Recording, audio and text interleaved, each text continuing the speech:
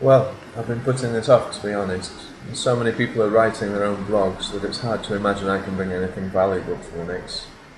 On the other hand, we're all about helping people around here learn English.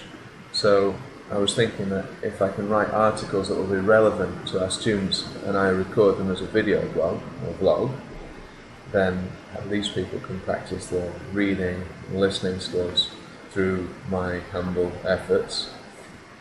I should probably translate and record them in Spanish too, to help people learning Spanish. So, as this is the first one, I'm going to start off by telling you a bit about myself. My name's John Douglas, obviously, and I'm one of the owners of La Hoya Language School, Centro, Estudios La Hoya, however you wish to call it. We started up in La Hoya, next to Elche, in 2006, above the hairdressers on the main street. Back then we had a very small operation with just a couple of English classes, some computing courses and revision lessons, but gradually we built it up and were able to move to our new school in 2010. Sorry, I got distracted. I was going to tell you about myself, not about my school. Even if I am very proud of it, I consider myself a linguist. I studied French all through school and did my degree in French and linguistics at the University of London. I still regret giving up Spanish in school after 1 year when we had to choose our subjects for GCSEs. I thought that one language was enough, so I stuck to French. But when I got older and specialised in languages, I had to take up Spanish again at university. When I finished my degree, I decided to improve my Spanish. So I took a job with the famous Richard Vaughan. Note the pronunciation, you Spanish people. Vaughan, not Baufan. In Madrid, where I stayed for a year, teaching in companies such as Pfizer, La Caixa, Unilever, Ericsson and John Deere. I had a great year, taking the opportunity to visit lots of places in Spain, and I got my Spanish to a very decent level. But 2 languages weren't enough, and knowing that the best way to learn a language is to live in the country, I decided to move on to Italy, to a beautiful place called Conegliano in the north of the country, near Treviso and Venice.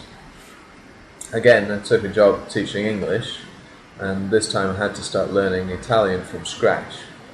Well, nearly, because Spanish and Italian have such a lot of similarities that if you start by speaking Spanish with an Italian accent, you'll be able to make yourself understood. But this is where knowing how to learn a language was so much help to me. I was already aware of all the grammatical structures that I was going to need. It was just a question of studying the forms, the verb tables, the grammar of the language, and combining that with lots of real-life practice, going around with a bilingual dictionary in my hand, pretty much. The more languages you learn, the easier it gets, until you come to German, that is. What a complicated language.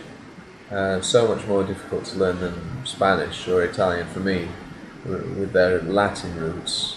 Here was a Germanic language like my own, but with 3 genders and 4 cases.